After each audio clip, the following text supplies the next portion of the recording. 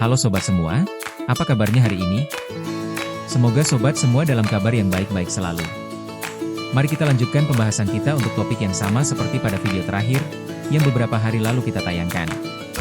Di video sebelumnya, tidak butuh waktu lama setelah video tersebut ditayangkan, rupanya banyak sobat yang berkunjung dan menyaksikan video tersebut. Beberapa komentar yang tayang di awal video ini adalah sebagian yang sempat terpotret dari sobat yang mengomentari video tersebut. Semoga uraian yang akan kita sampaikan pada video ini dapat menjawab pertanyaan-pertanyaan sobat yang mirip dan sejenis. Baik itu perihal yang melatar belakangi penerapan teknologi, kendala teknis, serta hal-hal lain yang terkait implementasi penerapan autentikasi 2 tahap.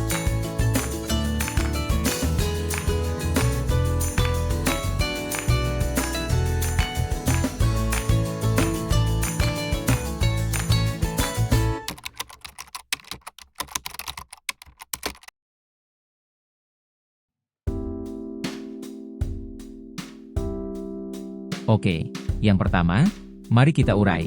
Kenapa, mengapa, why harus ditambahkan fasilitas autentikasi ganda. Beberapa sobat menyatakan hanya membuat ribet saja dan menambah kerjaan untuk sobat. Bahkan ada juga yang bilang, Dapodik hanya ikut-ikutan yang lain saja. Baik, sebelum kita ke perihal SSO Dapodik, mari kita ingat-ingat kembali berita-berita yang pernah meramaikan media beberapa waktu yang lalu.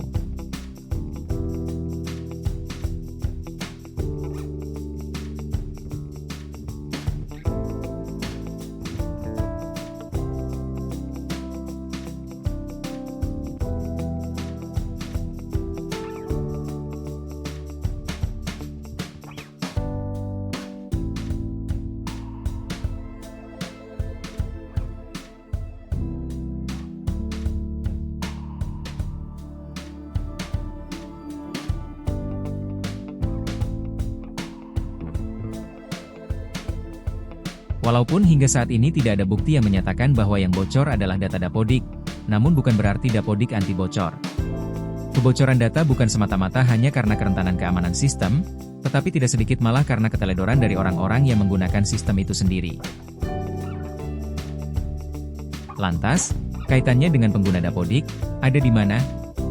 Oke, mari kita lanjutkan. Sekarang kita lihat ke website Norpas. Ini adalah aplikasi Password Manager, aplikasi yang membantu pengguna untuk menyimpan berbagai macam login dan password. Di sini kita bisa melihat data yang mereka miliki terkait password apa saja yang paling banyak digunakan oleh orang yang menggunakan aplikasi mereka. Sekarang kita lihat, apa saja password favorit orang Indonesia. Kalau diurutkan berdasarkan yang paling banyak digunakan dalam rentang waktu 1 detik terakhir saat video ini dibuat, maka password adalah warga plus 62 adalah 123456, jumlahnya ada sebanyak 33 ribuan. Kemudian disusul dengan password 12345 sebanyak hampir 14.000. Dan password lain seterusnya.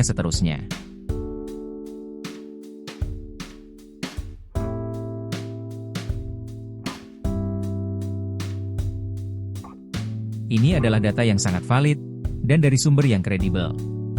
Lantas apakah pengguna Dapodik pun perlakuan penggunaan passwordnya sama? Betul.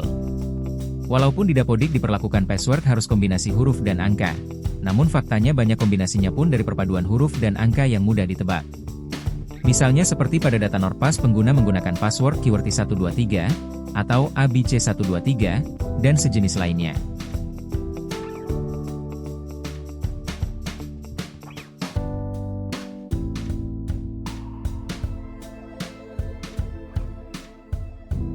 Oke. Mari kita lanjut lagi perihal login Dapodik. Kalau kata netizen yang maha benar bilang, kalau hanya mudah nebak password tanpa tahu emailnya kan akun kita tetap aman. Baiklah, ayo kita lihat fakta selanjutnya.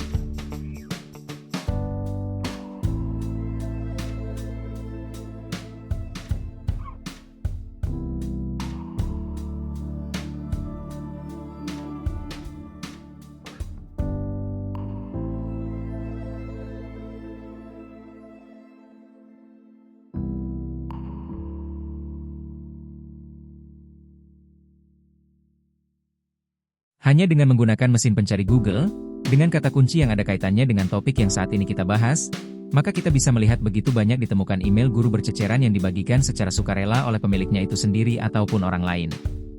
Yang dicontohkan ini baru dari satu sumber pencarian, masih banyak cara lain untuk menemukan dengan mudah email di internet. Kemudian ada sobat lain yang komentar kalau Dapodik itu bukan data keuangan, jadi tidak ada data yang penting di dalamnya. Oke, untuk menjawab pertanyaan sejenis ini sebenarnya cukup dengan cerita apa itu isi Dapodik. Jika sobat bisa menggunakan login untuk akun sekolah, maka di dalamnya tentu saja ada banyak data individu yang lain juga. Bukan sebatas itu saja. Di dalam aplikasinya kita bisa melakukan pencarian individu lain yang untuk kepentingan didaftarkan ke satuan pendidikan yang kita pegang. Artinya, saat login yang kita gunakan ini bisa digunakan oleh oknum yang tidak bertanggung jawab. Tentu saja itu jadi sumber kebocoran data yang diakibatkan karena perilaku pengguna sistem itu sendiri. Namun, saat akses kita ditambahkan dengan autentikasi 2 tahap, user yang tidak bertanggung jawab tidak dengan leluasa menggunakan SSO Dapodik, baik itu untuk melihat data isi Dapodik ataupun menggunakan aplikasi lainnya, misalnya BOSP ataupun Siplah.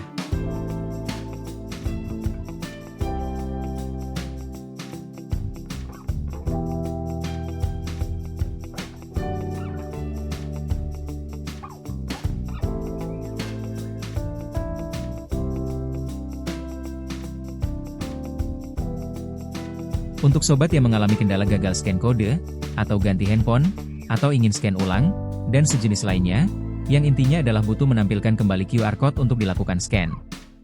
Untuk solusi masalah ini silahkan sobat koordinasi dengan pengelola Dapodik pada Dinas Pendidikan tempat sobat masing-masing. Semoga beberapa penjelasan kali ini bisa menambah pencerahan dan wawasan sobat data semua. Sampai berjumpa kembali di video-video selanjutnya.